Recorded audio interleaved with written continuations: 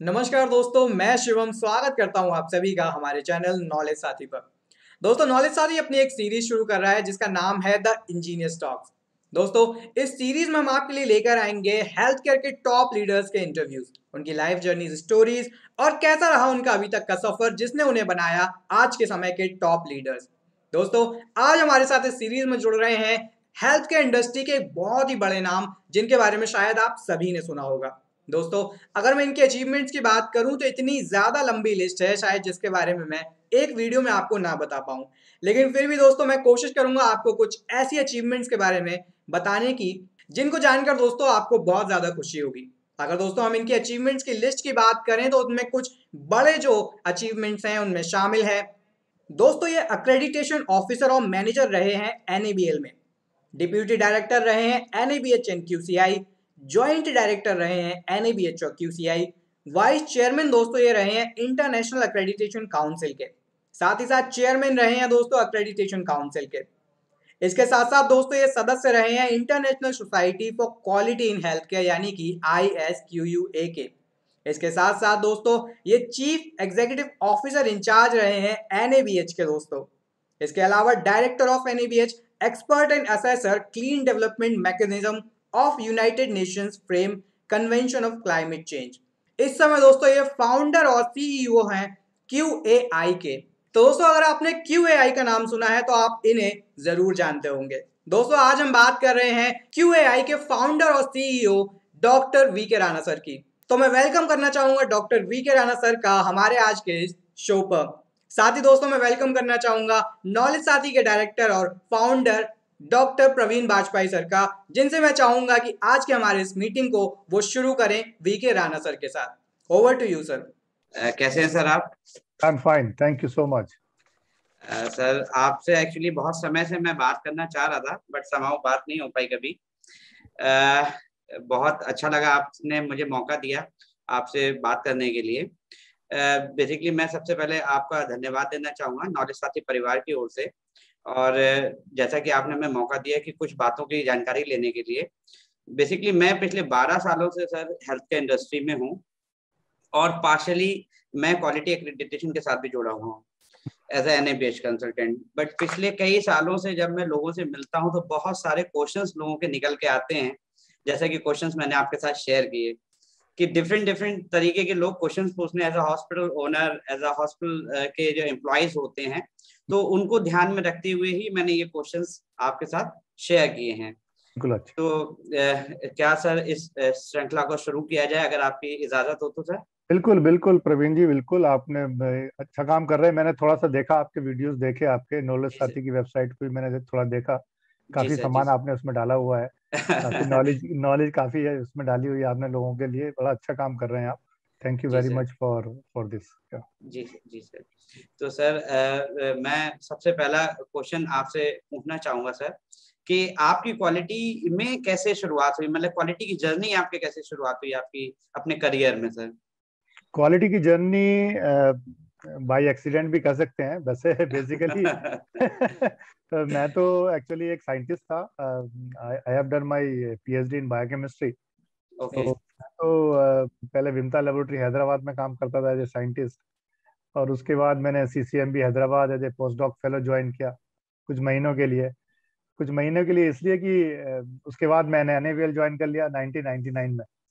तो दिसंबर 1999 में NABL मैंने ज्वाइन किया, NABL national accreditation board for testing and calibration laboratory. उस समय एक्रेडिटेशन हमने सुना नहीं था, बहुत थोड़ा सुना था। मैं 98 में जब विमता लैब में काम करते थे, उसमें वो लैब एक्रेडिटेड थी, तो वहाँ सुनते थे क्वालिटी सिस्टम क्या होता है, एक्रेडिटेशन क्या होता है, और उसी वहीं से सुना था हमने। तो अब जब इधर NABL की एक अपॉर्चुनिटी मिली तो हमने कहा हैदराबाद में कहाँ, इतने दूर रह रहे हैं, घर हमारा इधर ही है यूपी में, तो उधर ही चलते हैं। तो कुछ नया लगा, ये नेशनल बोर्ड है कुछ है, तो हमने अप्लाई कर दिया और भगवान की कृपा से हमारा सिलेक्शन भी हो गया। तो 1999 में हमने ये NABL को ज्वाइन कर लिया और तब से हमारी बेसिकली क्वालिटी और एक्रेडिटेशन की जर्नी शुरू हो गई। जी सर, जैसा कि मैंने पढ़ा है सर आपके बारे में कि आप NABH में भी रहे हैं, उसके बाद आप कई ISQA में भी एज अ मेंबर, और आज के डेट में आप मेन बोर्ड ऑफ मेंबर्स में भी हैं।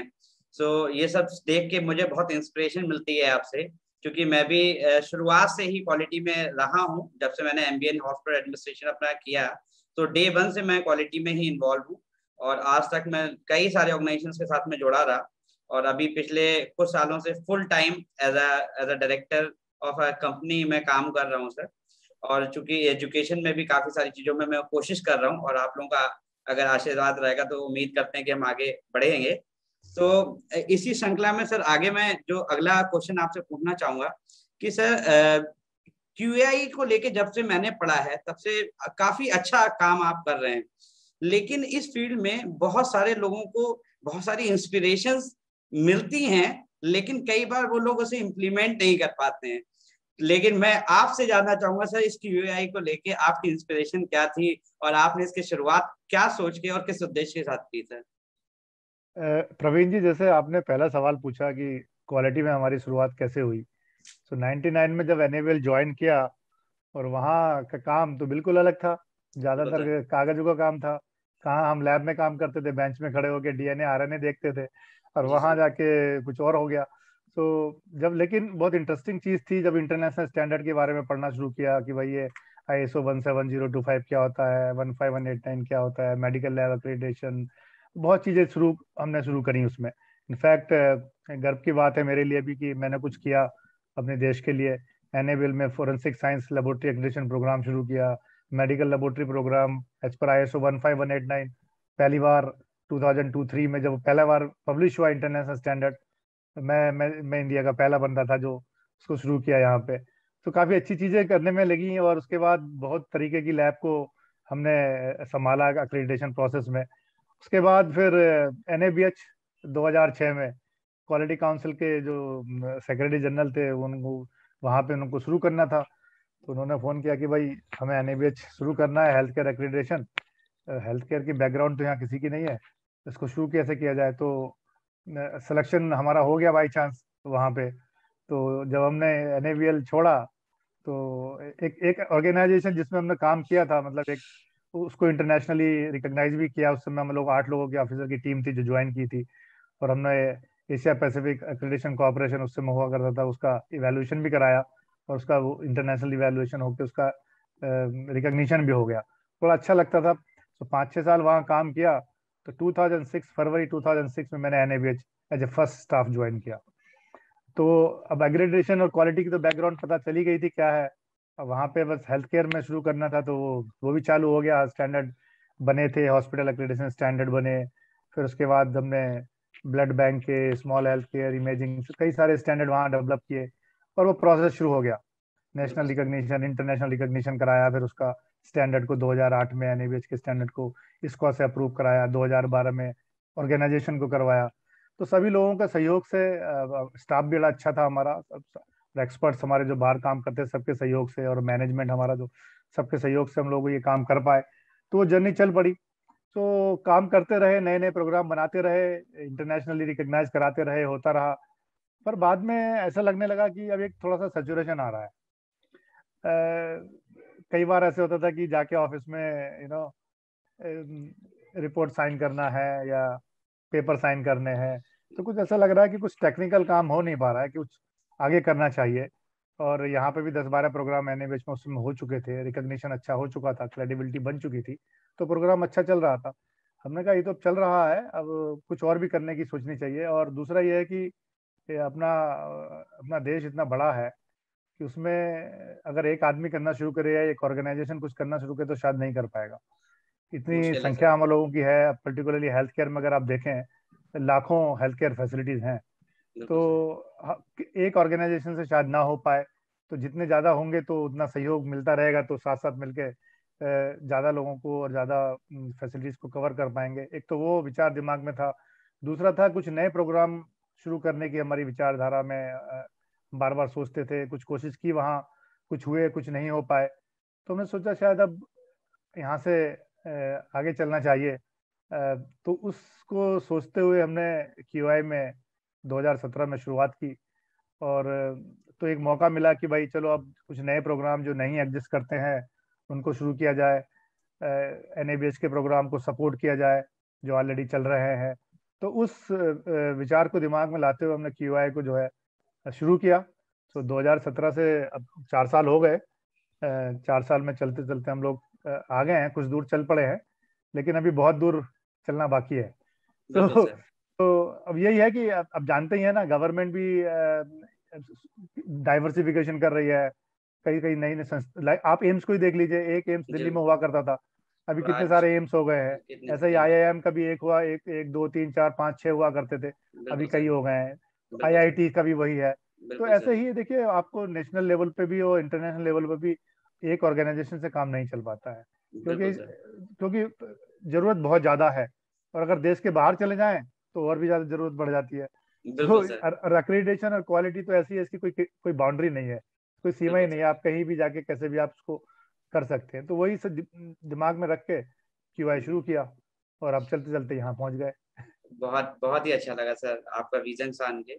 सर अगला क्वेश्चन मेरा ये है कि क्यूआई ऐसा क्या कर रहा है जो कि अदर क्वालिटी एक्रेडिटेशन नहीं कर रही हैं।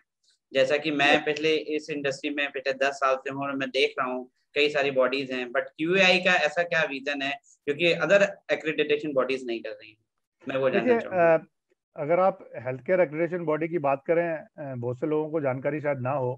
हेल्थ केयर में तो मेडिकल लेबोरेटरी भी आती है, तो एनएबीएल में बिल्कुल शुरू सर। हुई थी बिल्कुल सर। 2000 में, 99 2000 में जो है वो मेडिकल लैब प्रोग्राम शुरू हुआ था इंडिया में, तो वो भी हेल्थ केयर में है। लेकिन अगर उसको निकाल दिया जाए, तो अगर हेल्थ केयर की अगर एक्रेडिटेशन बॉडी दें, तो वो तो एनएबीएच ही पहले बनी थी इंडिया में। उससे पहले तो एक दो हॉस्पिटल जो है जेसीआई से एक्रेडिट थे यहाँ पे। अपना इंडिया में कोई एक्रेडिटेशन प्रोग्राम नहीं था। सो 2005-6 में एनएबीएच की स्थापना हुई, और एनएबीएच के स्टैंडर्ड हेल्थ केयर शुरू हो गया। उसके बाद मिनिस्ट्री ऑफ हेल्थ में अंडर नेशनल हेल्थ मिशन में, एनएचएम में जो है वो national health system resource centre setup हुआ। तो national health system resource centre ने भी एनक्वास करके national quality assurance standard government hospitals और फैसिलिटीज के लिए वो भी शुरू कर दिए। कभी आई थिंक 2008 में उन्होंने शुरू किए, 2008-9 के आसपास उन्होंने। सो वो मैं उसको दूसरी हेल्थ केयर की एक्रेडिटेशन बॉडी मानता हूँ इंडिया में। और तीसरी, हम क्यूआई को आप बोल सकते हैं हेल्थ केयर एक्रेडिटेशन में। 2005-6 में एनएबीएच, और 2008 में एनएचएसआरसी का एनक्वास, और 2017 में 2017 में क्यूआई। तो 3 एक्रेडिटेशन बॉडी इंडिया की हैं। इसके अलावा जेसीआई भी यहाँ पे ऑपरेट करता है, और एक्रेडिटेशन काउंसिल ऑस्ट्रेलिया का जो है एक आध हॉस्पिटल यहाँ पे है। तो बाहर से भी लोग आके यहाँ पे एक्रेडिटेशन कर सकते हैं, ऐसा कोई रोक तो नहीं है। बट इंडियन एक्रेडिटेशन बॉडी हमारी 3 ही है। तो अब जब बात करते हैं कि भाई किसने क्या किया, तो सबके डोमेन अलग अलग हैं। जैसे एनएबीएच का डोमेन है हॉस्पिटल से शुरू किया, फिर स्मॉल हेल्थ केयर आ गया, यानी ब्लड बैंक आया, इमेजिंग सेंटर्स, और फिर आयुष में भी चले गए हम लोग, तो डेवलप किए।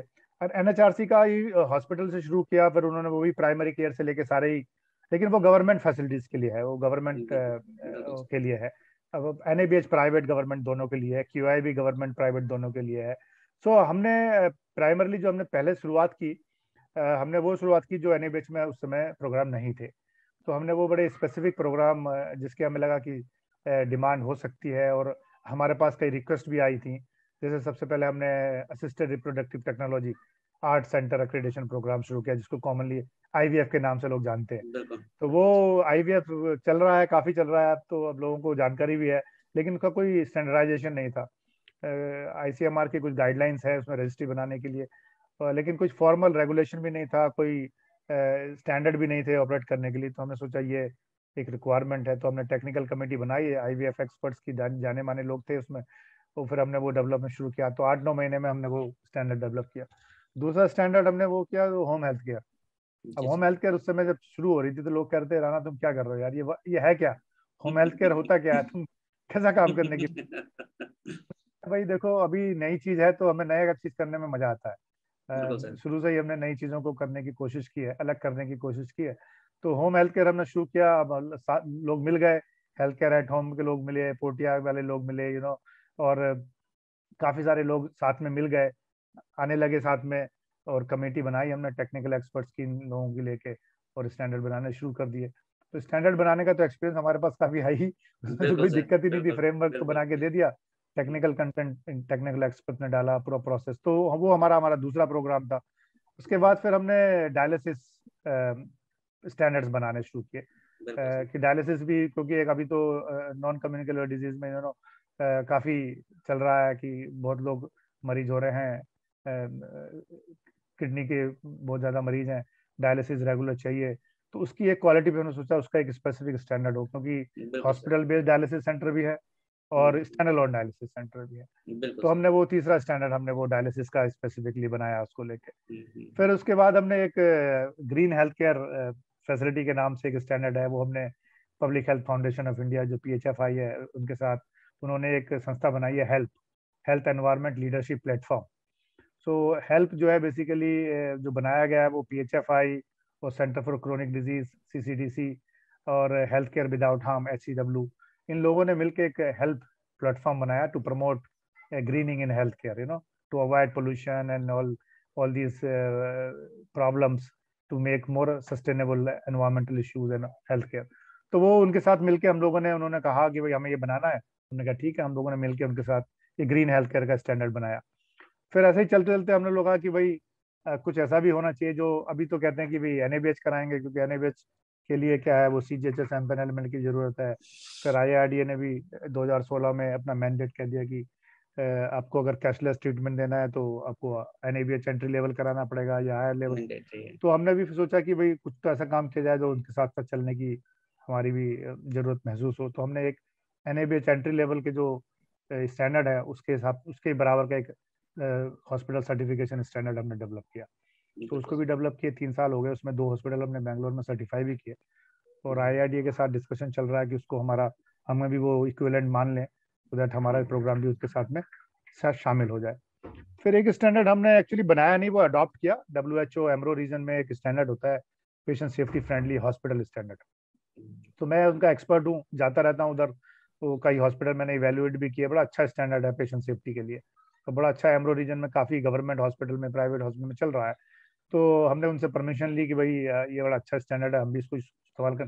तो उन्होंने बड़े खुशी हुई कि भाई चलिए इंडिया में भी आप इसको शुरू कीजिए। तो हमने उसके कुछ ट्रेनिंग प्रोग्राम भी किए हैं। पेशेंट सेफ्टी आप जानते हैं आजकल तो पेशेंट सेफ्टी एक बहुत बड़ा सब्जेक्ट बन गया है। WHO का बहुत बड़ा सब्जेक्ट बन गया। पेशेंट सेफ्टी एक्शन प्लान भी निकल गया है और असेंबली ने, उनके वर्ल्ड हेल्थ असेंबली ने पास भी कर दिया अभी कुछ महीने पहले।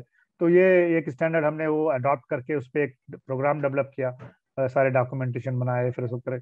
फिर एक प्राइमरी केयर का बनाया। प्राइमरी केयर की रिक्वेस्ट आ रही थी हमारे पास, बाहर से भी रिक्वेस्ट आ रही थी कि भाई प्राइमरी केयर के लिए हमको कुछ स्टैंडर्ड चाहिए, उनके नेटवर्क प्राइमरी सेंटर्स हैं। तो हमने एक प्राइमरी केयर का भी एक स्टैंडर्ड बनाया उनके लिए। फिर अब क्योंकि देखिए बिजनेस को एक्सपेंड करना है और लोगों की देखिए, अब जब हमने काम शुरू किया है तो अब जैसे NABH का डेंटल प्रोग्राम है, आई सेंटर है, इमेजिंग सेंटर है, वो CGHS में रिकॉग्नाइज्ड है। तो हमने कहा हम भी वही चीज लेके आते हैं। तो बिल्कुल हमने सर। सारे अलग अलग तो नहीं किए, बट हमने एम्बुलेंट्री केयर स्टैंडर्ड के नाम से डेवलप किया। उसमें हम्म। कुछ डेंटल स्पेसिफिक रिक्वायरमेंट डाल दी, कुछ इमेजिंग हम्म। सेंटर की स्पेसिफिक रिक्वायरमेंट डाल दी, कुछ आई हम्म। हॉस्पिटल की रिक्वायरमेंट डाल दी।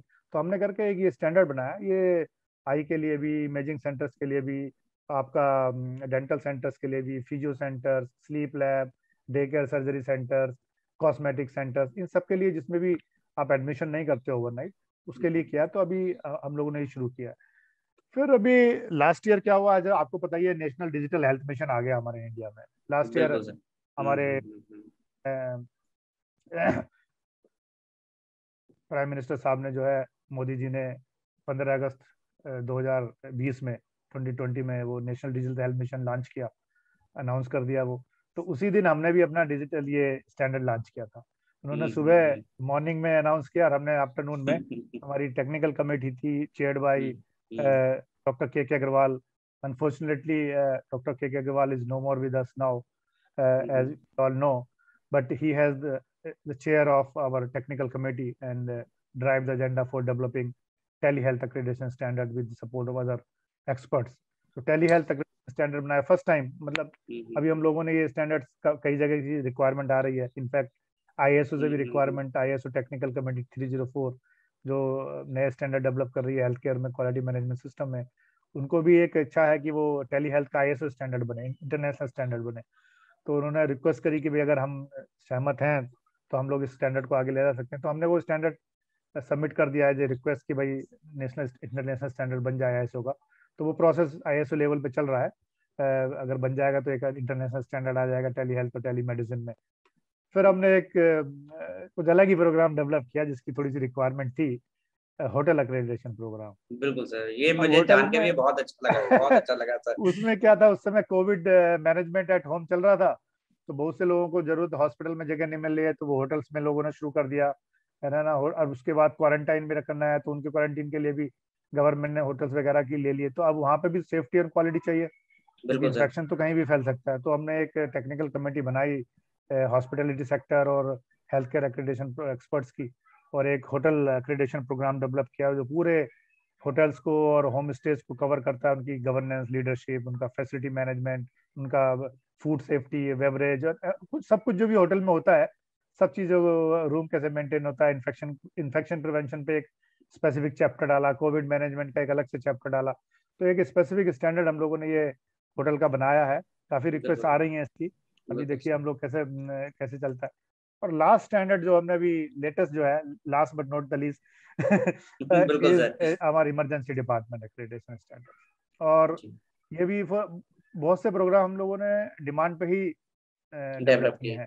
और ये society of emergency medicine India है, बहुत अच्छा काम कर रही है इमरजेंसी डिपार्टमेंट को स्ट्रेंथन करने में कंट्री में। तो उनका उनका भी ये था कि विजन है कि भाई इमरजेंसी डिपार्टमेंट जो है इंडिया में स्ट्रांग होने चाहिए, क्योंकि फर्स्ट पॉइंट तो कि इमरजेंसी का इमरजेंसी डिपार्टमेंट ही होता है। कोविड में बिल्कुल आप सर। जानते हैं सब पेशेंट जिनको कुछ सब इमरजेंसी में ही जाते हैं। तो वो एक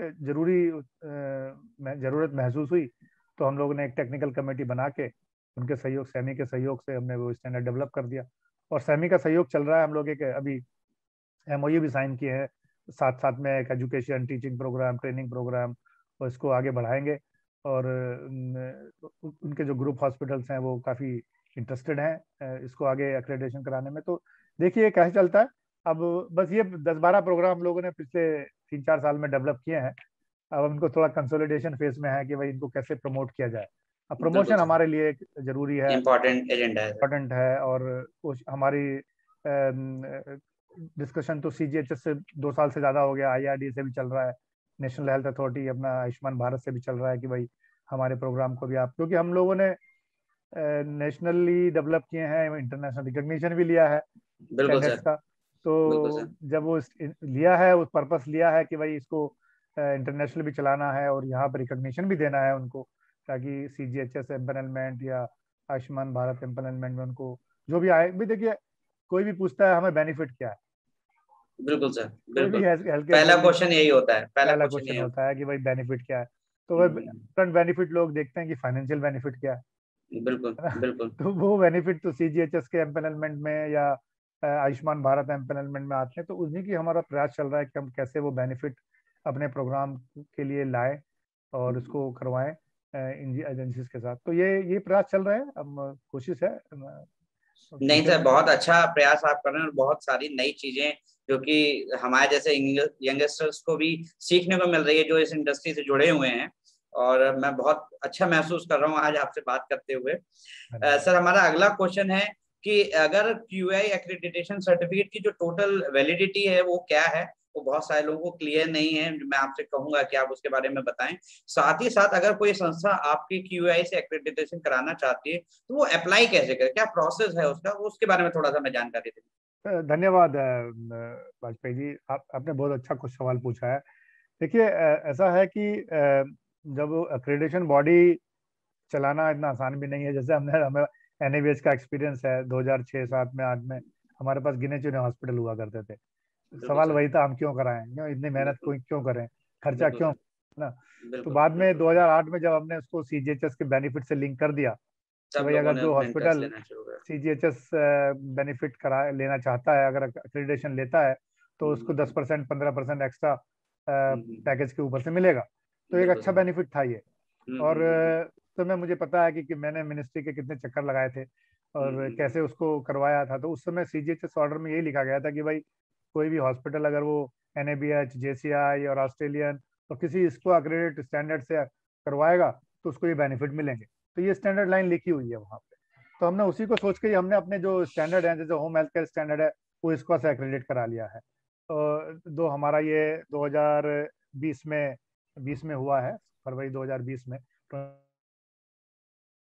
2020 में होम हेल्थ केयर का हमारा इसको से अप्रूव हुआ है होम केयर हेल्थ स्टैंडर्ड। और उससे पहले हमने 2019 में डायलिसिस स्टैंडर्ड जो हमारे हैं वो इसको से अप्रूव करा लिए। सो हमारे डायलिसिस स्टैंडर्ड 2019 में और होम हेल्थ केयर स्टैंडर्ड 2020 में, इसका जो international society for quality in health care, उसकी जो एक संस्था है एक्सटर्नल इवैल्यूएशन, इसको IEEA, इसको एक्सटर्नल इवैल्यूएशन एसोसिएशन, जो इसका ऑफिस जिनेवा में स्विट्जरलैंड में है, सो वहां से इंटरनेशनल रिकॉग्निशन मिलता है किसी भी हेल्थ केयर स्टैंडर्ड को या अक्रेडिटेशन बॉडीज को। सो NABH के हॉस्पिटल स्टैंडर्ड्स इसको अक्रेडिट हैं, हमारे डायलिसिस के और होम हेल्थ केयर अक्रेडिट हैं, NHRC के जो है वो हॉस्पिटल एनक्वास के स्टैंडर्ड इसको से अक्रेडिट हैं। और इसीलिए वो हम लोगों ने उस चीज की तरफ सोचा कि हम जो वैलिडिटी जो CGHS ने लिखा है वो करवाएं। बट क्या है कि CGHS stand alone dialysis centres को रिकॉग्नाइज नहीं करता है, तो वो हमारा प्रोग्राम उसमें नहीं अभी शामिल हुआ है। और हॉस्पिटल बेस में क्या है कि पूरे हॉस्पिटल को करता है, तो वो लिमिटेशन है। हेल्थ केयर में इंश्योरेंस अभी है नहीं CGHS। आयुष्मान भारत में है, स्टैंड अलोन डायलिसिस सेंटर को वो करते हैं और उन्होंने हमारे प्रोग्राम को एक्सेप्ट भी किया है। पहले तो खाली वो NABH स्टैंडर्ड लिखते थे, अब उन्होंने उसमें कॉलम बना दिया कि एनी अदर एक्रेडिटेशन बॉडी करके वो एक क्या है, तो उसमें आप डाल सकते हैं कि एनी अदर, मैंने देखा है वो कॉलम से QI का आप उसमें डाल सकते हैं, तो वो मानते हैं, उसको एम्पैनलमेंट करते हैं। और कुछ स्टेट में है, जैसे गुजरात में हमने देखा उनका ऑर्डर है कि वही सेम जो CGHS का है, NABH JCI और इसको अक्रेडिटेड स्टैंडर्ड को 10% ज्यादा मिलेगा। तो वो डायलिसिस स्टैंडर्ड हमारे इसको से अक्रेडिटेड है, तो वो गुजरात में वो मान्य है, तो लोग करा रहे हैं स्टैंड अलोन डायलिसिस सेंटर।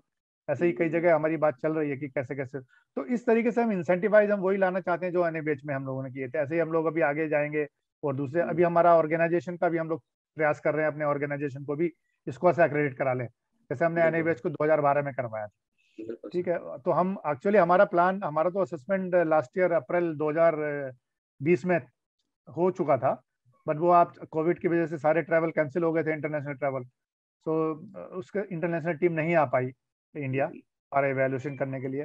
अब हमारा इवैल्यूएशन नवंबर में प्लान है, अब देखिए क्या होता है।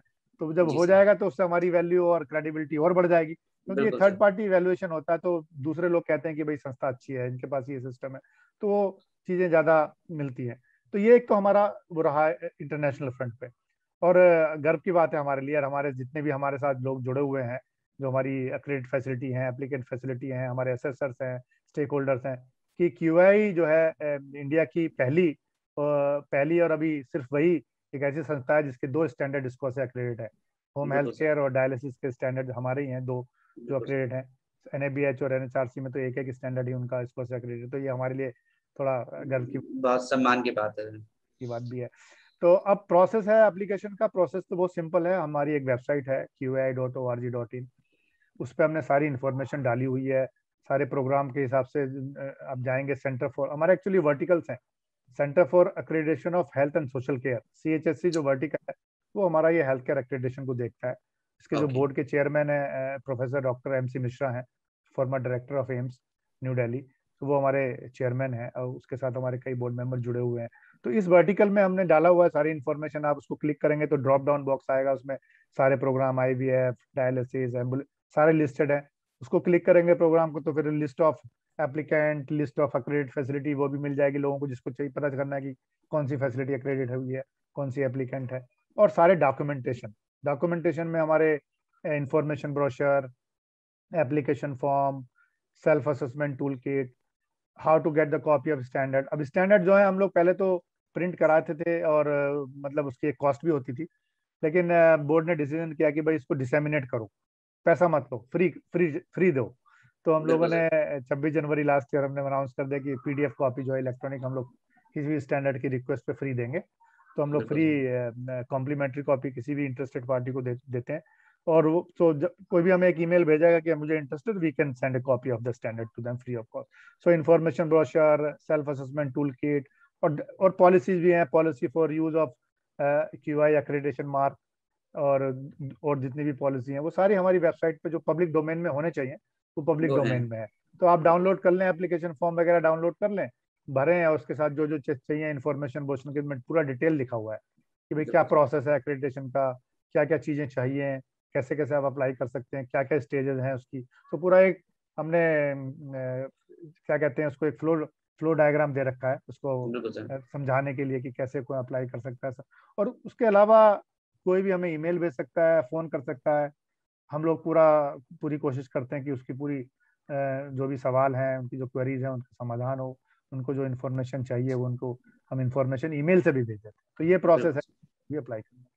सर एक छोटा सा इसमें क्वेश्चन है मेरा, जो कि लोग कई बार पूछते भी, मुझसे भी पूछते हैं कि लाइक जैसे कि सॉरी, जैसे कि आप इस एक्रेडिटेशन के लिए जाते हैं, तो after getting this accreditation what will be the validity of the certificate? So वो एक कई बार लोगों का क्वेश्चन रहता है क्यूएआई को लेके, जो कि मैं आपसे जानना चाहूंगा, जिससे कि लोगों को भी मैं इस बारे में जानकारी दे सकूं इस वीडियो के माध्यम से। बिल्कुल बिल्कुल प्रवीण जी, बिल्कुल।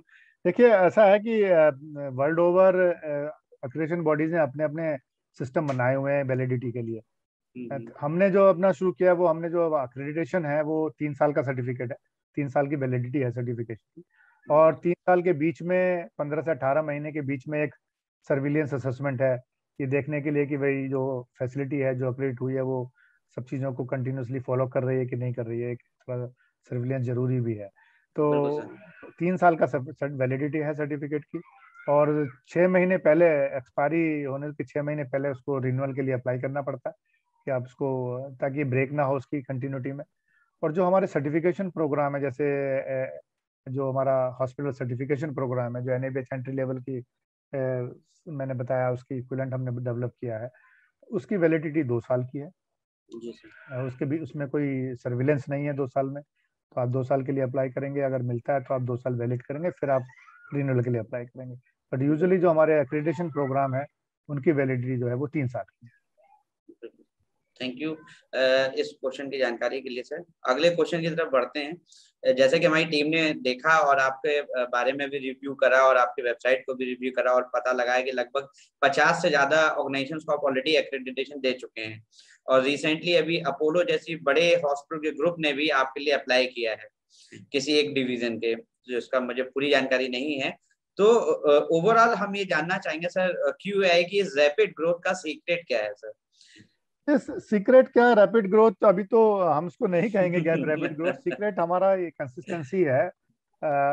हम लगे हुए हैं, हमारे साथ जो हमारे बोर्ड मेंबर्स हैं, जो टेक्निकल कमेटीज हैं उनके जो मेंबर्स हैं, चेयर्स हैं, और एक्रेडिटेशन कमेटी है हमारी, हमारे जो असेसर्स हैं, और जो हमारे चाहने वाले लोग हैं, हमारे बिल्कुल सर। लोग हैं, इन सबका सहयोग है हमारे साथ। और हम उनके सहयोग को लेके आगे बढ़ने की कोशिश कर रहे हैं। और सबसे इम्पोर्टेंट, इन इन सबके साथ जो हमारा स्टाफ है, जो हमारे बिल्कुल सर। सेक्रेटरी, हमारा जो स्टाफ है, जो दिन रात काम करता है, मतलब पूरी मेहनत से, लगन से काम करता है, फुल कंप्लीट डेडिकेशन से काम करता है। सो हमारा स्टाफ उसके लिए पूरा हम कहेंगे भागीदार है उसकी सफलता के लिए। और वो जिम्मेदार है उसकी, मतलब जो सक्सेस मिली है उनके क्रेडिट में जाता है। और जो हमारे बाहर से जुड़े हुए लोग हैं, क्योंकि ये एक्रेडिटेशन बॉडी तो लीन ऑर्गेनाइजेशन होता है, हम लोग छोटे 4-5 लोग काम करते हैं। बाहर बिल्कुल हमारे सर। बहुत लोग हैं, 200 से ज्यादा हमारे एक्सपर्ट्स हैं, असेसर्स बिल्कुल हैं, सर। कमेटी बिल्कुल मेंबर्स हैं। तो ये सब लोग हमें सहयोग करते हैं। और फिर अब इम्पोर्टेंस भी है, जब हम प्रोग्राम की इम्पोर्टेंस के बारे में डिस्कशन चलता है कि भाई जैसे आईवीएफ हमारा प्रोग्राम इस समय अच्छा चल रहा है। और आईवीएफ में जानते हैं कंपटीशन भी बहुत ज्यादा है, बहुत ज्यादा। और बहुत सी रिक्वायरमेंट्स भी ऐसी हैं, एथिकल इश्यूज भी बहुत हैं उसके अंदर। कॉस्ट का भी इश्यूज रहते हैं। सेफ्टी का तो इशू है ही है कि कैसे आप उसको हैंडल करते हैं। सो हमें शुरू किया वाडिया हॉस्पिटल जो मुंबई में है, उसका जो आईवीएफ सेंटर है वो हमारा पहला सेंटर था। Thank you to their management की उन्होंने हमें एक्सेप्ट किया और अप्लाई किया। उसके बाद इंदिरा आईवीएफ जो ग्रुप है, जो बिल्कुल इंडिया का सबसे बड़ा ग्रुप है, उनके 100 सबसे बड़ा सेंटर अभी ग्रुप है। एस्टेब्लिश हो चुके बिल्कुल हैं सर। कंट्री में। बिल्कुल। लास्ट वीक ही उनका 100 सेंटर सेटअप हुआ है। सो उनके मैनेजमेंट से काफी डिस्कशन हुआ, and we could convince them based on the technical requirements, technical significance of having standardization। वो लोग खुद अच्छा काम कर रहे हैं, बहुत अच्छा काम कर रहे हैं, लेकिन एक एक्सटर्नल इवेल्युएशन और एक बाहर से एक उनको सिग्निफाई करता है कि भाई हाँ, आपके प्रोसेस जो आपने किए हैं वो वाकई में अच्छे हैं, और उनको नेक्स्ट लेवल पे ले जाने के लिए सहयोग करता है, मदद करता है। तो हमें बड़ी प्रसन्नता है कि उन्होंने इस प्रोग्राम को अडॉप्ट किया, हम उनके बहुत आभारी भी हैं। और उन्होंने ऑलरेडी 27-28 सेंटर्स के लिए ऑलरेडी अप्लाई किया है, और फेसेस में दे आर कंटिन्यूसली अप्लाइंग। फिर हमारा डायलिसिस का प्रोग्राम है, उसमें भी 5-6 सेंटर्स को हम ऑलरेडी कर चुके हैं। 4-5 हमारे हॉस्पिटल बेस्ड हैं, एक हमारा स्टैंड अलोन अभी गुजरात में हुआ है, सूरत में महेश्वरी डायलिसिस सेंटर, पहला सेंटर जो स्टैंड अलोन सेंटर हुआ है अभी हमारा अभी और अभी इंटरेस्ट आ रहा है। फिर तीसरा प्रोग्राम होम हेल्थ केयर का है, हेल्थ केयर एट होम हमारा पहला क्रेडिट था। उसके बाद हमारा ये गार्जियन एंजल है कोचीन में, केरला में, वो हम आए। फिर हमारा जो है ये मैक्स एट होम जो एक मैक्स ग्रुप का है वो उन्होंने, फिर पोर्टिया मेडिकल जो लार्जेस्ट है इंडिया का, उन्होंने अडॉप्ट किया स्टैंडर्ड को, उनको हमने क्रिएट किया। अभी अपोलो होम हेल्थ केयर जो है, Apollo home care, they are very much interested and वो अप्लाई करने के विचार में है। तो ये हमारा प्रोग्राम, मतलब हम लोग कन्विंस कर पाए इन लोगों को उसकी टेक्निकल सिग्निफिकेंस के बेसिस पे कि आपके स्टैंडर्ड जो है आपको सपोर्ट करता है, स्टैंडर्डाइजेशन में करता है, आपके प्रोसेसेस को स्ट्रीमलाइन करता है, वेस्टेज कम करता है। So it may not give U A direct insurance benefit अगर आप बात करें, लेकिन बेनिफिट लॉन्ग टर्म में बहुत ज्यादा है। वेस्टेज रिड्यूस होती है, एफिशिएंसी बढ़ती है, इफेक्टिवनेस बढ़ती है, पेशेंट सेफ्टी इश्यूज अच्छे अच्छे होते हैं, लिटिगेशंस कम होते हैं, कंप्लेन कम होती है, आपकी क्लाइंटेल बिजनेस ग्रोथ का। तो ये सब चीजें बढ़ने लगी। तो अपोलो फर्टिलिटी जो वर्टिकल है अपोलो लाइफ हेल्थ का, उन्होंने भी अप्लाई किया है अपोलो फर्टिलिटी सेंटर, वो भी अपनी चेन को धीरे धीरे अप्लाई करेंगे। ओएसिस एक अनदर चेन है, ओएसिस के भी कई सारे सेंटर हैं कंट्री में, तो उन्होंने भी अप्लाई किया। तो इस तरीके से हम लोग बस जुड़ते चले जा रहे हैं, सो लोग आ रहे हैं और जुड़ते चले जा रहे हैं। तो हमारी कोशिश यही है कि हम इनको अच्छी सेवाएं दे पाएं, इनके प्रोसेस को और स्ट्रीमलाइन करवा पाएं, और इनकी जो अपना बिजनेस है, बिजनेस की ग्रोथ हो पाए, और पेशेंट सेटिस्फेक्शन जो मेन है, सेफ्टी, पेशेंट सेफ्टी एस्पेक्ट्स हैं, वो थोड़े और मजबूत हों, और इन लोगों को अपने लेवल से नेक्स्ट लेवल पे जाने के लिए हम लोग सहयोग कर पाए। जी sir, thank you so much. अब इसमें एक मेरा जो अगला क्वेश्चन है थोड़ा सा अलग है, लेकिन मैं उम्मीद करता हूँ कि आप उसका जवाब अच्छे से देंगे सर, और जो कि हमारी टारगेट ऑडियंस को भी कहीं ना कहीं ये चीज फील होनी चाहिए। तो मेरा अगला क्वेश्चन ये कि जैसे कि ऑलरेडी एनएबीएच और एनएबीएल जैसी संस्थाएं पहले से उपलब्ध हैं एक्रेडिटेशन बॉडी के तौर पे, बहुत सारे लोगों के दिमाग में जैसा कि क्वेश्चन आता है, जैसा कि जवाब आपने पार्शल ऑलरेडी आपने दे चुके हैं सर, लेकिन फिर भी मैं इस चीज को पूछना चाहूंगा कि लोग ये क्वेश्चन करते हैं कि हम एनएबीएच एनएबीएल के होते हुए क्यूआई की तरफ क्यों जाएं, क्या वजह है या क्या रीजन हो सकते हैं, हमें क्यों अप्लाई करना चाहिए। मैं एक छोटा सा बस अपनी नॉलेज के बिल्कुल, लिए अच्छा और सवाल टारगेट ऑडियंस के लिए प्रवीण मैं जी, जानना अच्छा चाहूंगा सवाल सर। पूछा आपने। देखिए, एनएबीएल लेबोरेटरी प्रोग्राम चलाता है, और वो मैंने बताया नहीं, जो हमारा सेंटर फॉर लेबोरेटरी एक्रेडिटेशन है, जो एक अलग वर्टिकल है, हम लोगों ने भी एक वर्टिकल पूरे क्रिएट किए हुए हैं एक प्रोफेशनल तरीके से। जैसे क्यूसीआई के अंदर जैसे एनएबीएच, एनएबीएल, एनएबीसी भी बने हुए हैं, वैसे क्यूआई के अंदर CHSC, CLA, CET, education and training, और एक नया वर्टिकल है centre for veterinary facility accreditation. वो अलग वर्टिकल हमारा है, जो हम वेटनरी हॉस्पिटल के स्टैंडर्ड, वेटनरी क्लिनिक के स्टैंडर्ड, ऑलरेडी ड्राफ्ट हमारा बन चुका है। पिछले 3 महीने से हमारी टेक्निकल कमेटी काम कर रही है, वो बस अब वो पब्लिक कंसल्टेशन के लिए जाने वाला है। तो सेंटर फॉर लेबोरेटरी एक्रेडिटेशन में हम लैब एक्रेडिटेशन जो है वो testing lab as per ISO IC 17025 देते हैं, मेडिकल लैब को ISO 15189, और नया प्रोग्राम जो हमने पहली बार इंडिया में जो हमने पहला प्रोग्राम हमने शुरू किया है वो बायो बैंकिंग एक्रेडिटेशन है, एज पर ISO 20387। हमने मार्च में 12 मार्च को ये प्रोग्राम लॉन्च किया था, और उस समय हम पूरे एशिया पैसिफिक में QA was the third accreditation body after US, A2LA in US and CNAS in China. वो प्रोग्राम हमने लॉन्च किया। तो अब बहुत सी संस्थाएं एक्सेप्ट करती हैं। अगर आप कानून तो देखें, फूड सेफ्टी स्टैंडर्ड अथॉरिटी में, FSSAI में, अपेडा में, EIC में, कई जगह लिखा हुआ है NABL और any other accreditation body which is granting accreditation as per 17025।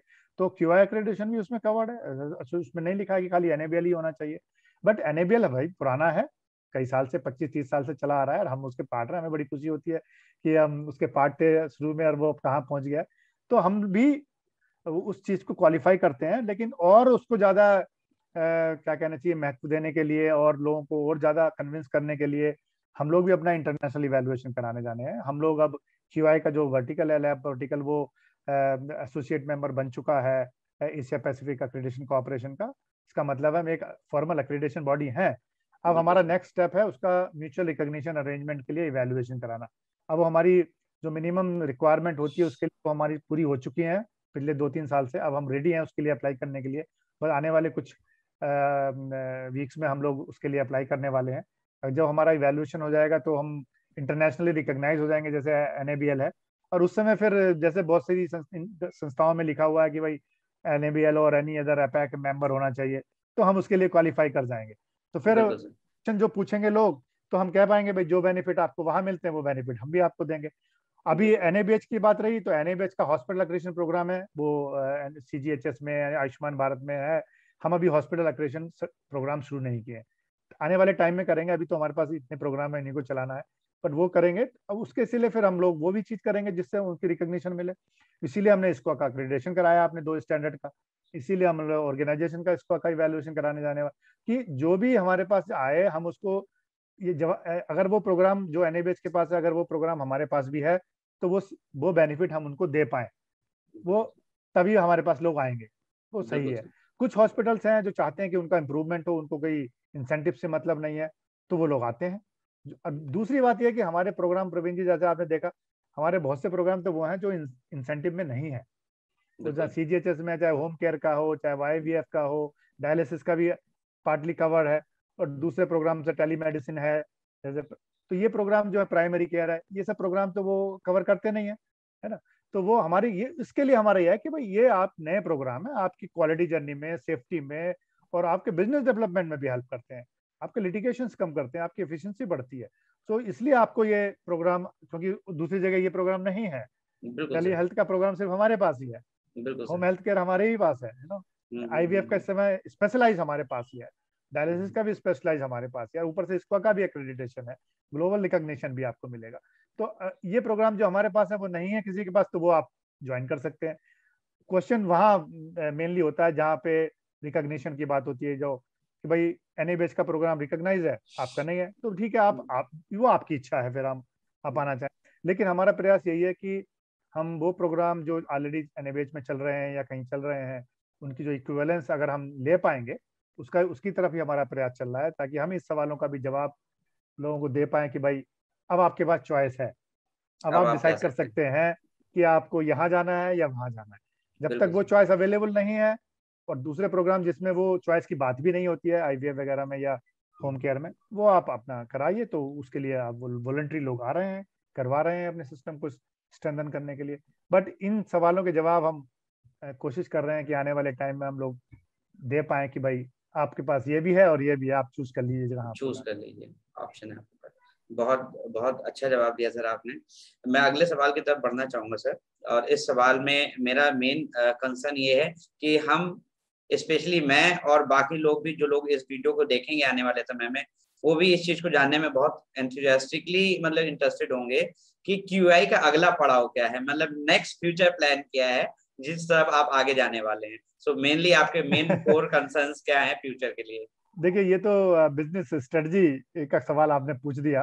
Sir तो पहला नहीं, इसमें बड़ा अच्छा सवाल है, मुझे मुझे बड़ा हर्ष हुआ कि आपने ये सवाल पूछा। अभी हमारे पास, अभी हमारी बोर्ड मीटिंग अभी लास्ट वीक ही हुई थी, और हम लोगों ने काफी डिस्कशन किया। और COVID-19 ने देखिए सबको ही परेशान किया। हम भी परेशान हुए कि हमारा इंटरनेशनल इवैल्यूएशन शिफ्ट हो गया। अगर वो हो जाता तो शायद हम अभी किसी दूसरी मंजिल पे होते। तो अब प्रयास यही है कि उस मंजिल को कैसे हासिल किया जाए।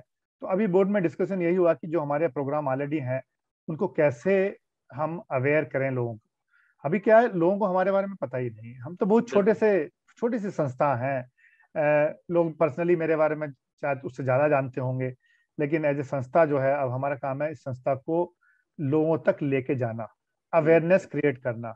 बिल्कुल। क्योंकि अवेयरनेस जब तक लोगों को पता ही नहीं है, अभी मैं बताता हूँ लोगों को, तो अभी अभी NABH के बारे में नहीं, बहुत लोगों को भी नहीं पता होगा, जबकि बहुत 15 नहीं। साल से NABH चल रहा है। बहुत से लोग, कितने हजारों हॉस्पिटल्स उसमें आ चुके हैं, लेकिन अभी भी बहुत से होंगे जिनको नहीं पता होगा। जब हमारे बारे में तो पता ही नहीं है, टू बी वेरी ऑनेस्ट, मैं इसको कहने में मुझे कोई संकोच नहीं है कि लोगों को अभी QI एक्रेडिटेशन प्रोग्राम, बहुत से लोग तो इसको समझते हैं कि ये कंसल्टिंग ऑर्गेनाइजेशन है, कुछ लोग समझते हैं ट्रेनिंग ऑर्गेनाइजेशन है, बहुत से लोगों को पता ही नहीं कि ये एक्रेडिटेशन बॉडी है, बहुत से लोगों को कुछ भी नहीं पता है। तो अभी हमारे सामने जो सबसे बड़ा काम यह है, हम लोगों तक पहुंचे, हम लोगों तक ये पहुंचाएं कि ये हमारे प्रोग्राम ऑलरेडी एग्जिस्ट करते हैं, आप इसको विचार कर सकते हैं इसको अक्रेडिटेशन कराने के लिए। तो ये हमारा पहला पड़ाव यह है कि हम इसको कैसे लोगों तक ले जाएं, कैसे अवेयरनेस क्रिएट करें। तो इसीलिए हम लोगों के साथ चलने की, जान लो MOU साइन कर रहे हैं लोगों के साथ, डिफरेंट ऑर्गेनाइजेशन के साथ हम MOU साइन कर रहे हैं कि हम ट्रेनिंग प्रोग्राम करें, अवेयरनेस प्रोग्राम करें, ताकि लोगों को पता चले। एक्रेडिटेशन कराना है नहीं कराना है वो अलग बात है, पहले लोगों को पता तो चले। हम तो ये कहते हैं आप स्टैंडर्ड ले लो, फ्री है, डॉक्यूमेंट्स है फ्री है, ले लो, एप्लीकेशन फॉर्म सब फ्री है, आप यूज करो स्टैंडर्ड को। अगर अच्छा लगता है, आपको लगे कि हाँ बढ़िया है, तो एक दिन अप्लाई कर देना एक्रेडिटेशन के लिए। तब तक आराम से आप यूज करो, इम्प्लीमेंट करो, फायदे देखो, उसके फायदे आपको मिलते हैं कि नहीं मिलते हैं, तब आप एक्रेडिटेशन कराएं। तो हम तो यही कहना चाहते हैं। तो पहला हमारे लिए यह है। दूसरी चीज हम जो करना चाहते हैं, अभी आप जानते हैं प्रवीण जी, नई नई रिक्वेस्ट आती रहती है। अभी तक हम जो पहुंचे हैं वो इसी, बहुत सी चीजें हम मोस्टली प्रोग्राम हमारे रिक्वेस्ट पे ही हुए हैं। अभी जैसे सेमी में आया हमारा इमरजेंसी डिपार्टमेंट, हम एक्सपेक्ट करते हैं अच्छा प्रोग्राम चलेगा। ऐसे अभी हमारे कुछ और डिस्कशन चल रहे हैं कुछ संस्थाओं के साथ, बड़ी स्पेसिफिक प्रोग्राम डेवलप करने के लिए। तो हम उसको, अगर लगता है कि हाँ भाई स्टेक होल्डर जो है काफी स्ट्रांग है, उनकी इच्छा है और ये हमारे लिए भी अच्छा हो सकता है, तो हम उस नए नए प्रोग्राम को डेवलप करना जारी। नए प्रोग्राम हम डेवलप करना नहीं छोड़ेंगे, वो तो हमारी मतलब हैबिट है हो चुकी है कि नए नए प्रोग्राम को डेवलप करना है जो स्टेक होल्डर की रिक्वायरमेंट के हिसाब से। तो कंसोलिडेशन करना है, प्रमोट करना है, प्रोग्राम हमारे ऑलरेडी हैं उनको प्रमोट करना है, लोगों को अवेयर कराना है। और जब कोई नई रिक्वायरमेंट आती है स्टेक होल्डर से, तो उसको भी हम लोग डेफिनेटली अंडरटेक करेंगे। और फिर अब इवैल्यूएशन, तो इसको इवैल्यूएशन हमारा और APAC evaluation for laboratory programme, ये तो हमारे ऑलरेडी टारगेट में ही है, वो तो ऑलरेडी प्लान्ड है। हम देख रहे हैं, बस वेट कर रहे हैं कि कब होगा।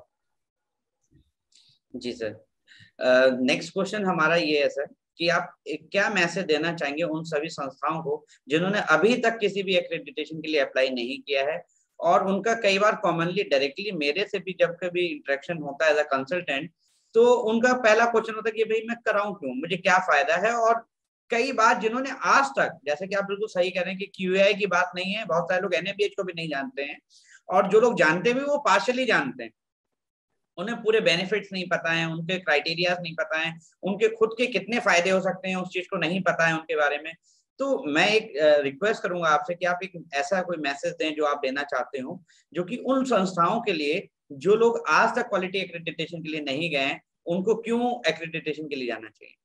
प्रवीण जी, बहुत ही महत्वपूर्ण सवाल पूछा आपने, और इसका जवाब बहुत ही मुश्किल है, बट मैं कोशिश करता हूं कि मैं जस्टिफाई कर पाऊं इस सवाल के जवाब को।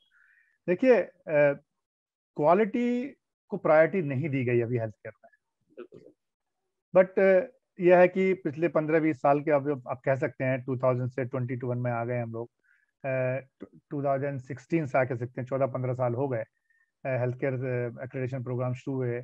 अभी बहुत दूरी हमें तय करनी है। क्वालिटी की इम्पोर्टेंस को, महत्ता को लोग अभी ज़्यादा नहीं समझ पाए हैं। अभी तक क्वालिटी और बेसिकली एक्रेडिटेशन को खाली इंसेंटिव, वो भी फाइनेंशियल इंसेंटिव, मैं वर्ड यूज करूंगा, के साथ ही जोड़ा गया है। अगर फाइनेंशियल इंसेंटिव ना हो, सीजीएचएस एम्पैनलमेंट, ये आईआरडीएन और आयुष्मान भारत, तो मुझे लगता है काफी लोग इसको शायद कंसिडर भी ना करें। बट मेरा मैसेज यही है कि देखिए, एक्रेडिटेशन कराना ना कराना वो आपका अपना डिसीजन है।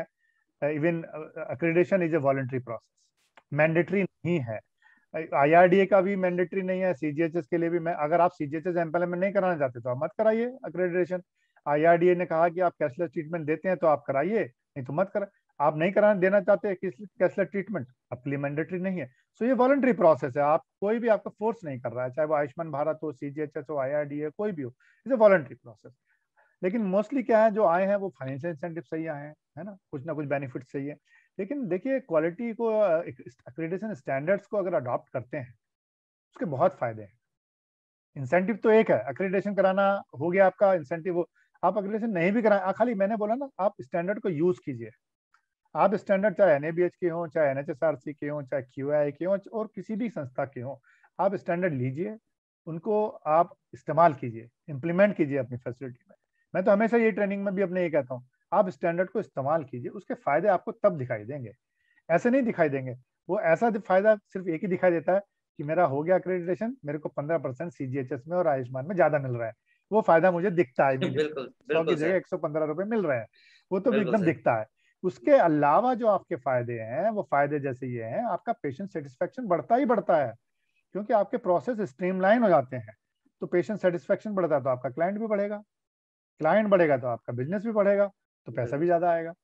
उसके बाद आपका स्टाफ, जो आपका कोर है, जो आपके ऑर्गेनाइजेशन को चलाता है, उनकी वर्क कल्चर चेंज हो जाती है, उनके प्रोसेसेस स्ट्रीमलाइन हो जाते हैं, उनका सेटिस्फेक्शन लेवल, उनका ऑनरशिप लेवल जो है बढ़ जाता है। वो भी गर्व महसूस करते हैं कि हाँ भाई ये प्रोसेस, पहले अभी क्या बिना उसके कहते हैं अरे नर्सेस क्या करती हैं, इनको कोई ऑनरशिप। जब स्टैंडर्ड अडॉप्ट करते हैं तो नर्सिंग एम्पावरमेंट हो जाता है कि भाई ये नर्सिंग इन्फेक्शन कंट्रोल नर्स है, ये काम इनका है, ये इन्फेक्शन कंट्रोल कमेटी है, इनका काम है, ये करते हैं वो। तो उनको एम्पावरमेंट मिलती है, तो उससे उनका लेवल भी बढ़ जाता है, काम अच्छा करते हैं। काम अच्छा करेंगे तो बिजनेस फायदा किसको होगा? ऑर्गेनाइजेशन को होगा। वेस्टेज कम हो जाती है। जब आपके प्रोसेस लिख दिए, आपने लिख दिए कि भाई आप एडमिशन यहाँ पे आई, इंक्वायरी हुई, एडमिशन हुआ, उसके बाद ये हुआ, सब कुछ स्ट्रीमलाइन हो गया, तो आपका टाइम भी बचता है, आपको इधर उधर जाने की जरूरत नहीं है, डॉक्यूमेंटेशन। तो आपका जब प्रोसेस स्ट्रीमलाइन हो गया, आपका टाइम बच रहा है क्योंकि आपकी एफिशिएंसी बढ़ गई, तो वो भी तो सेविंग है आपकी, वो भी तो आपको कहीं ना कहीं मनी में ही कन्वर्ट करके देना है। एरर रिड्यूस होती है भाई, एरर्स रिड्यूस होती हैं, चाहे वो पेशेंट पेशेंट से रिलेटेड हो, चाहे वो एडमिनिस्ट्रेशन से रिलेटेड हो। वो एरर्स आपकी जब रिड्यूस हो जाती हैं, तो आपके जो है क्लिनिकल प्रोटोकॉल्स के हिसाब से एरर्स रिड्यूस हो जाती हैं, तो आपका क्या होता है? आपका आपका भी तो फायदा होता है। पेशेंट कम रुकेगा आपके हॉस्पिटल में, उसका सेटिस्फेक्शन बढ़ेगा। ठीक है, आपकी जो टर्नर ओवर है उसका, आपको वो बढ़ता चला जाएगा। ठीक है, उसके बाद आपकी जो लॉन्ग टर्म में आपकी जो स्ट्रेटजी है सस्टेनेबिलिटी की, वो बढ़ती है, क्योंकि प्रोसेस स्ट्रीमलाइन हो गया। आप आराम से बैठ के मॉनिटर कीजिए, आपको अब कुछ नहीं करना है, आप मॉनिटरिंग कीजिए बैठ के। तो वो एक जो हायर मैनेजमेंट है, टॉप मैनेजमेंट को एक मॉनिटरिंग टूल मिल जाता है कि भाई यहाँ ये सिस्टम मुझे चल रहा है, और बस खाली मुझे मॉनिटर करना है, मुझे डे टू डे एक्टिविटीज में इंटरफेयर करने की जरूरत नहीं है। तो ये सब चीजें मिला के अगर आप at the end of the day देखें, तो ये सब कन्वर्ट तो आपको मनी में ही करने वाला है। बिल्कुल सर। लिटिगेशन कम हो जाएंगे, कंप्लेन नहीं है, आपने कोई मेडिकल एरर नहीं हुई है, कोई जानबूझ के तो कोई नहीं करता है। होती हैं लेकिन मेडिकल एरर, लाखों में मेडिकल एरर होती हैं, चाहे वो मेडिकेशन से रिलेटेड हो, चाहे वो सर्जरी से रिलेटेड हो, चाहे वो किसी चीज से भी रिलेटेड हो, मेडिकेशन एरर्स होती हैं, मेडिकल एरर्स होती हैं, नेग्लिजेंस भी हो जाता है। ठीक है, अब केसेस भी होते हैं, कोर्ट केस। आप ये प्रोसेस को स्ट्रीमलाइन कर देते हैं तो ये चीजें सब कम हो जाती हैं। अगर आप जीरो नहीं भी कर पाते तो कम कर पाते हैं, तो यहाँ भी तो पैसा बचता है, और आपका टाइम कितना बचता है, आपकी हेडेक कितनी बचती है। तो स्टैंडर्डाइजेशन जो है एक ऐसी चीज है, ऐसा टूल है, एक्रेडिटेशन एक ऐसा टूल है जो आपको हेल्प करता है आपके ऑर्गेनाइजेशन को अच्छे तरीके से चलाने में, ऑटो मॉडल में ले जाने में, और कंटिन्यूअस लर्निंग एंड डेवलपमेंट में डालता है आपको। ये नहीं कि आज आपने जो किया आप बैठे हुए हैं तो 3 साल तक नहीं, आपको बोलेगा नहीं, आपको कुछ और करना है, आपको कुछ और करना है, आपको और कुछ करना है। तो कंटिन्यूअस इंप्रूवमेंट, लर्निंग, एजुकेशन, ये एक एजुकेशनल टूर है। ये आपको कंटिन्यूस आपको प्रेरित करता रहेगा कि भाई आगे बढ़ो, आगे बढ़ो, आगे बढ़ो, अभी नहीं रुकना है, आगे बढ़ना है। अभी तो इन्फेक्शन कंट्रोल जो है ठीक नहीं है, अभी तो इन्फेक्शन रेट 10% पे नहीं, और कम करना है, 8%, 5% पे लेके जाना है। इन चीजों को एरर, मेडिकेशन एरर हो रही है, हैंड हाइजीन प्रैक्टिसेस कंप्लायंस अभी 70% नहीं, 80% पे ले जाना है, 90% पे ले जाना है। ये सारी चीजें आप जब करते हैं तो आपको अल्टीमेट बेनिफिट मिलना ही मिलना है। तो मेरा मैसेज उनके लिए जो अभी किसी ने अभी किसी एक्रेडिटेशन सिस्टम को नहीं अडॉप्ट किया है, मेरा कहना मैसेज उन्हीं के लिए है कि आप एक स्टैंडर्ड तो ले लीजिए, स्टैंडर्ड ले लीजिए, और उस स्टैंडर्ड को पढ़ के अपने स्टाफ को दीजिए, पढ़ाइए, डॉक्यूमेंटेशन कराइए, फिर देखिए आपके बेनिफिट होते हैं। अगर आपको फिर अच्छा लगता है कि हाँ भाई ये कुछ अच्छी चीज है, आपको एक फॉर्मल सर्टिफिकेट की जरूरत है, आप अप्लाई कर दीजिए, तो आपको सर्टिफिकेट भी बिल्कुल मिल जाएगा, क्योंकि आप तैयार कर चुके हैं अपने आप को, प्रैक्टिस कर चुके हैं। यूजुअली होता क्या है, लोग पहले सर्टिफिकेट को एम करते हैं कि मुझे सर्टिफिकेट चाहिए दीवार पे टंगा हुआ, वो तैयारी बाद में करना शुरू करते हैं, है ना। एम वाला सर्टिफिकेट लेने का होता है, तो थोड़ा सा उसमें हम पिछड़ जाते हैं। एम आपका होना बिल्कुल चाहिए इंप्रूव करना, सर्टिफिकेट तो मिल ही जाएगा आपको। आप अगर अच्छे से तैयारी करेंगे, प्रयास करेंगे, उस चीज को देर रात अपनी यूज कर रहे हैं, आप प्रैक्टिस कर रहे हैं, डॉक्यूमेंटेशन हो चुका है, तो खाली क्या आपको कोई आएगा आपको चेक करेगा, चेक करेगा क्या, हाँ भाई सब कुछ तो आप कर रहे हैं, तो आप सर्टिफिकेट भी मिल जाएगा। बट वो कहीं जाके ना वो सिस्टम गड़बड़ हो जाता है कि लोग कहते हैं नहीं नहीं सर्टिफिकेट चाहिए भी पहले मुझे, बाद में देखेंगे कुछ और। तो वो विजन आई थिंक, डाइल्यूट हो जाता है। हाँ वो डायलूट हो जाता है। और इसमें फिर हम लोगों को यही है मैसेज, मेरा मैसेज यही है लोगों के लिए कि भाई, और आप एक स्टैंडर्ड को अडॉप्ट कीजिए, कोई भी ले लीजिए आप, ये आपकी चॉइस है, जो आपको अच्छा लगे, जो आपके स्कोप के हिसाब से हो, जो आप चाहें, अच्छा आप उसको लीजिए और अडॉप्ट कीजिए स्टैंडर्ड को, और इम्प्लीमेंट कीजिए। फिर देखिए बेनिफिट है, एक्रेडिटेशन कराना है वो आप करा लीजिएगा बाद में। बिल्कुल सर। कहीं ना कहीं इसके साथ साथ वो लोग अपने खुद के बेंचमार्क सेट कर सकते हैं, अपने सोसाइटी के लिए बेंचमार्क सेट कर सकते हैं, अपने कंपटीटर्स के लिए बेंचमार्क सेट कर सकते हैं। तो सिर्फ यही उद्देश्य नहीं होना चाहिए जैसा आपने कहा कि सर्टिफिकेट लेने के लिए। बिल्कुल। बिल्कुल बिल्कुल सर। मार्केटिंग जब आप करने जाते हो तो आप कहते हो मैं सब, आपने देखा होगा best centre in the country. अब भाई बिल्कुल सर। बेस्ट कहते तो हो, मैं तो कभी कभी डाल देता हूँ, जवाब भी देता हूँ सोशल मीडिया में कि what is the criteria to say you are the best. I can hmm. Keep saying doctor Rana is best, I am best. कौन विश्वास करेगा उसको? बिल्कुल। बाहर से लोग इवेल्युएट बोलेंगे कौन तब तो करेगा? लोग विश्वास करेंगे ना। तो ये एक एक्सटर्नल इवैल्यूएशन प्रोसेस है, third party external evaluation process हम जिसको बोलते हैं एक्रेडिटेशन को। ये वैलिडेट करता है आपके प्रोसेसेस को और आपकी क्रेडिबिलिटी को बढ़ाता है। और आपने जैसे बोला बेंचमार्किंग, बेंचमार्किंग है, जब आप क्रेडिट हो जाते हैं तो आपको फिर इंडिकेटर्स भी मॉनिटर करने पड़ते हैं। तो आप अपने बिल्कुल बेंचमार्क को अपना लेवल का, मैंने बोला ना, आप आपका सर्जिकल साइड इन्फेक्शन 10% पे चल रहा है, अब आपको पता ही नहीं है कि कितना है। जब आपने स्टैंडर्ड अडॉप्ट किया, मेजरमेंट शुरू किया कि हाँ भाई करते हैं, तब पता चला कि 10% है हमारा सर्जिकल साइड बिल्कुल SSI जो है। अब बिल्कुल आपको सर। पता चल गया ना 10% है, अब आप कोशिश करें कि 8% कब हो जाए 6 महीने में। तो आप टारगेट सेट करके आप उसको धीरे धीरे धीरे कम कर पाएंगे, तब आप कह पाएंगे ना कि देखिए हमारे पास सब डेटा है, पिछले 5 साल का, 6 साल का जो भी है, 2 साल का, 1 साल का जो भी है, कि इस बेसिस पे हमारा इन्फेक्शन रेट 6% पे पहुंच गया अभी। तो वो बिल्कुल एक सर। बेंचमार्क है, आप अपने लिए आप सेट कर पाएंगे, फिर आप दूसरों से कंपेयर भी कर पाएंगे, आप क्लेम कर पाएंगे क्योंकि आपके पास रिकॉर्ड्स हैं, आपके पास एविडेंस है। आज आप बोलते रहिए मेरा जीरो इन्फेक्शन, बहुत से लोग तो बोलते हैं 0% इन्फेक्शन है। मान लिया भाई जीरो है, आप प्रूव कर दीजिए जीरो है। आपका बेसिस क्या है जीरो कहने का? जब तक कोई थर्ड पार्टी इवेल्युएशन नहीं होगा, कोई ऑडिटर नहीं होगा, तो फिर उस चीज का वेरिफिकेशन कैसे होगा? मेजरमेंट ही बिल्कुल नहीं है। जो जी। चीज आप मेजर नहीं कर सकते आप उसको, उसके बारे में कैसे क्या कह सकते हैं? बिल्कुल सर। बिल्कुल सर। बहुत बहुत धन्यवाद सर। एक अगले क्वेश्चन, लास्ट क्वेश्चन है, last not but the least. Basically इस क्वेश्चन में मैं आपसे बस एक मैसेज चाहूंगा कि हमारे हेल्थ केयर वर्कर्स के लिए, जो कि कहीं ना कहीं हेल्थ केयर इंडस्ट्री में काम कर रहे हैं पिछले कई सालों से, या जो आने वाले हैं, जो अभी पढ़ाई कर रहे हैं, चाहे वो नर्सिंग प्रोफाइल से हो, चाहे वो मैनेजमेंट प्रोफाइल से हो, या वो टेक्नीशियन के प्रोफाइल से हो, या डॉक्टर्स के प्रोफाइल से हो, जो लोग भी हेल्थ केयर इंडस्ट्री में आने वाले हैं, उनके लिए एक मैसेज मैं देना चाहूंगा कि उन लोगों को क्वालिटी में अपना फोकस क्यों रखना चाहिए। मतलब कि कई बार आप इस चीज को महसूस करते होंगे, जैसा कि मैं एज ए कंसल्टेंट फील करता हूं, कि लोगों के अंदर एक सेल्फ मोटिवेशन की बहुत ज्यादा कमी है। जब भी कभी क्वालिटी की बात आती है तो कहीं ना कहीं लोग कहते हैं ये तो कागजी कार्रवाई है। सो बहुत सही। वो मुझे लगता है कि कहीं ना कहीं उन लोगों को एक मैसेज देना चाहिए। सर मैं आपसे रिक्वेस्ट करूंगी एक ऐसा मैसेज दें कि लोगों को ये महसूस होना चाहिए कि this is not a paper work. So उनको, उनका अगर फोकस नहीं होगा, कई बार लोग अपना करियर बनाते हैं, लेकिन करियर बनाने के बाद भी उनके अगर ऑफिशियली और अनऑफिशियली उनसे बात करें तो उनके स्टेटमेंट चेंज हो जाते हैं। तो अनऑफिशियली उनका कहना भी यही होता है कि this is a paper work, but officially कहते हैं नहीं नहीं दिस इज वेरी गुड। सो मैं सही ये कह रहे हैं आप चाहता प्रवीण जी, आपका बिल्कुल एक्सपीरियंस फील्ड में है, मेरा भी आपको पता ही है फील्ड में मेरा experience है, और मैं तो डायरेक्ट सो डील संस्थाओं से अभी भी कर रहा हूँ, और जो स्टाफ काम करता है, जो क्वालिटी में क्वालिटी के हेड्स हैं, और सबसे बातचीत होती रहती है। ये बिल्कुल सही आपने कहा है कि कागजी कार, ये इंटरप्रेट, यही एक्चुअली मैसेज गलत जा रहा है कि बिल्कुल कागजी सर, मैं कार्रवाई वही है। वही वही और जानना चाहता मैसेज हूँ। गलत जाने का रीजन जो मुझे समझ में यही आता है कि लोगों ने शॉर्टकट अपना लिए हैं।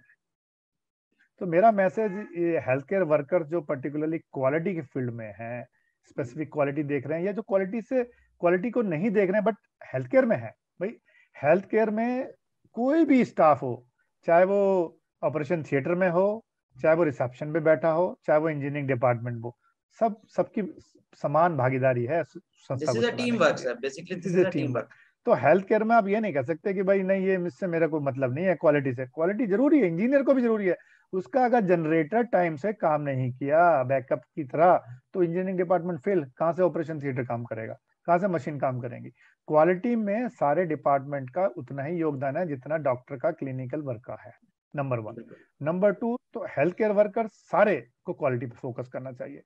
और हेल्थ केयर में काम करने वाले वो लोग जो क्वालिटी को ड्राइव कर रहे हैं, जैसे क्वालिटी मैनेजर हैं, क्वालिटी इंचार्ज हैं, क्वालिटी कोऑर्डिनेटर हैं पर्टिकुलरली, इनके लिए मेरा मैसेज है शॉर्टकट ना ढूंढें।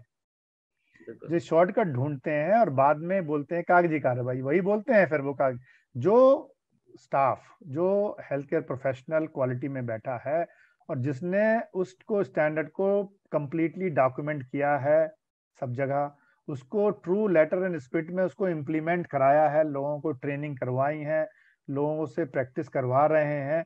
आप उनसे पूछेंगे तो वो कहेंगे कि भाई कौन कहता है कि कागजी कार्रवाई है। उनको भी दुख होता है, जैसे मुझे दुख होता है जब लोग कहते हैं ना ऐसा यार सब कागजी कार्रवाई है।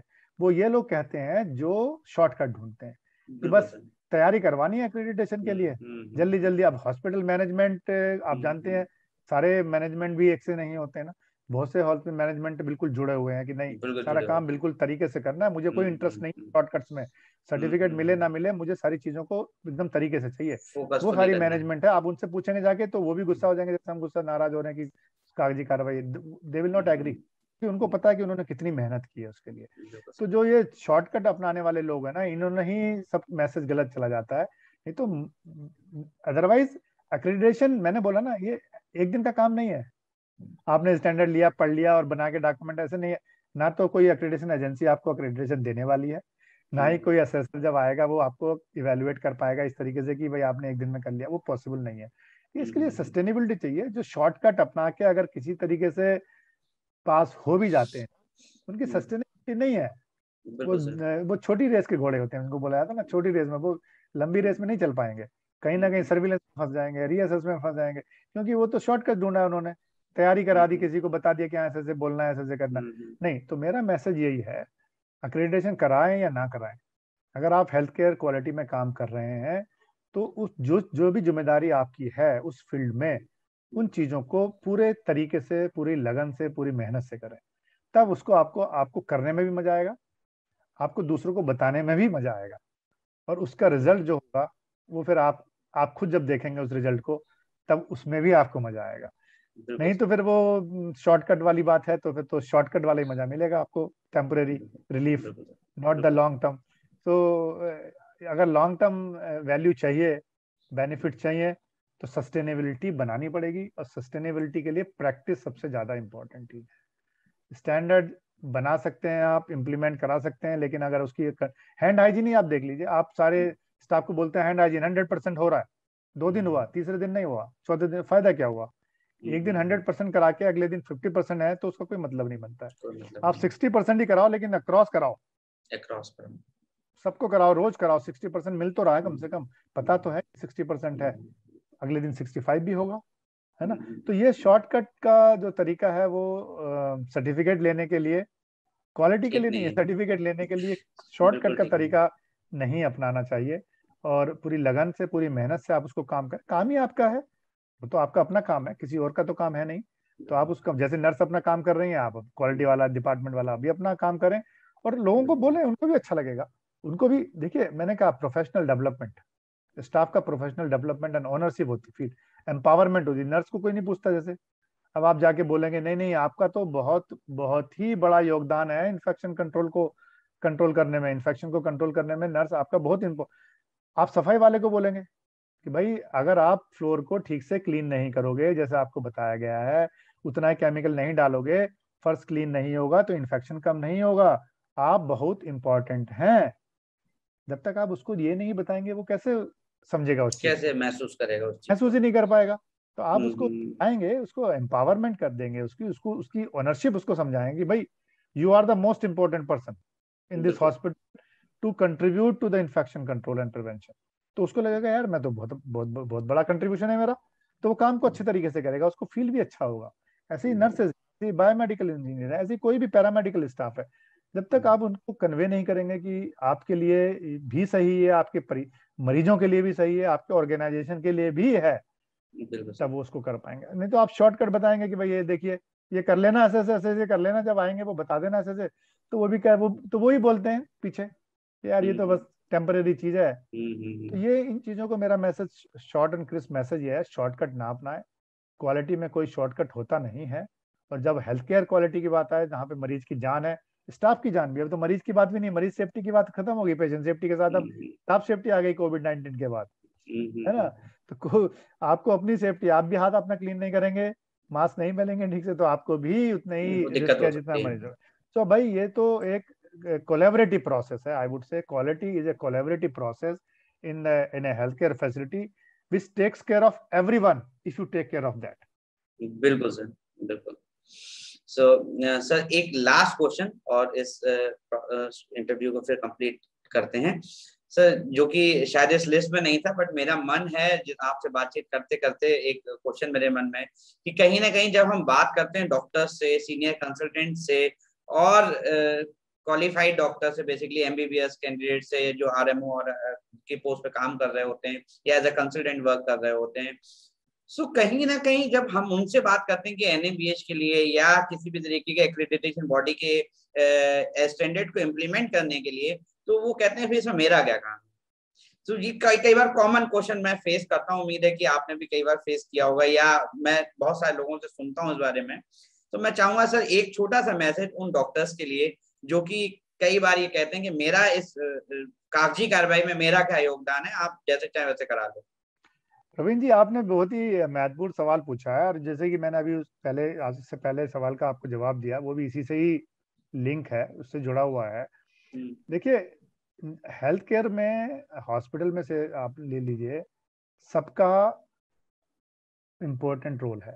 बिल्कुल सर। डॉक्टर, देखिए डॉक्टर ट्रीटमेंट देता है, वो तो एक है ही चीज इम्पोर्टेंट, लेकिन वो ट्रीटमेंट सही हो वो ज्यादा इम्पोर्टेंट है। बिल्कुल सर। तो जो डॉक्टर का रोल तो बहुत इम्पोर्टेंट है कि भाई आप जो प्रिस्क्रिप्शन लिख रहे हैं वो ऐसे लिखें कि दूसरे को समझ में आए। ये नहीं है कि खाली आप ही को समझ में आए, आपने लिखा आप ही को समझ में आया, अब वो जो प्रिस्क्रिप्शन जब फार्मेसी में पहुंचा, उसने दवाई लिखी थी ए, लिख दी, दवाई दे दी बी, ये होती है मेडिकेशन एरर। ठीक है, तो उनका तो बहुत इंपॉर्टेंट रोल है।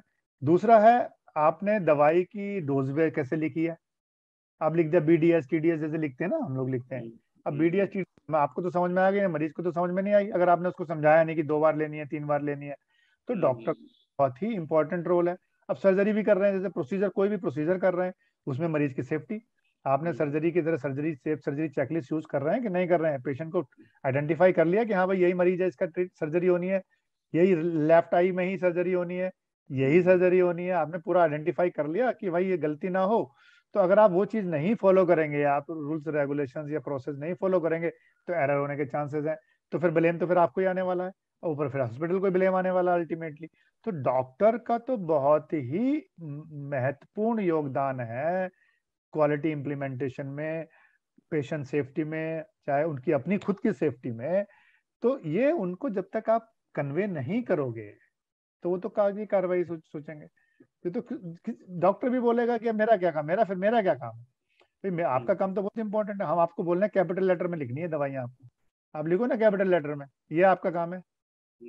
आप पेशेंट को सर्जरी करने से पहले आप आइडेंटिफाई तो कर लो, चेक तो कर लो, जितने इक्विपमेंट अंदर लेके गए थे उतने ही बाहर निकल के आ गए, कोई अंदर तो नहीं रह गया है। ये सब आप, ये तो आपका यही तो आपका काम है। अगर आपने खाली सर्जरी कर दी और वो बढ़िया हुई, खाली वो काम नहीं है। सर्जरी आपने बहुत अच्छी की होगी, लेकिन अगर उसमें कोई एरर हो गई, कोई इक्विपमेंट अंदर छूट गया है, तो आपकी सारी सर्जरी खराब हो गई, सारी मेहनत खराब हो गई। पेशेंट को इन्फेक्शन हो गया, आपने या तो एंटीबायोटिक नहीं दी उसको, या कोई ऐसी हाथ हैंड हाइजीन नहीं की, प्रैक्टिस का कुछ नहीं, या इन्फेक्शन अगर हो गया सर्जरी के बाद, तो आपकी सर्जरी तो खराब हो गई, वो तो ब्लेम चला गया कि डॉक्टर साहब ने क्या कर दिया, इन्फेक्शन हो गया। तो ये चीजें डॉक्टर का तो बहुत ही इंपॉर्टेंट रोल है, बट इंपॉर्टेंट ये है कि हम उनको कन्विंस कर पाए, कन्वे कर पाए ये चीज कि भाई आप ही के सहारे तो चलना है इसको। आप हर आदमी, हर स्टाफ, हर वर्कर जो है इम्पोर्टेंट है, क्योंकि सबके प्रोसेस अलग अलग हैं। डॉक्टर का अपना काम, नर्स का अपना काम, इंजीनियर का अपना काम, एडमिनिस्ट्रेटर का अपना काम। सो हमें अपने सब कामों को अपने तरीके से, जो स्टैंडर्ड बोल रहा है उस तरीके से करने, तो ये कन्विंस करना पड़ेगा। अब अग्रेशन कोऑर्डिनेटर जाता है डॉक्टर के पास और डॉक्टर साहब ये जरा देख ली, साइन कर दीजिए, वो साइन कर दिए। अब वो जब ऐसे करवाओगे तो फिर वो उनको क्या पता चलेगा कि आपको क्या काम करवाना है।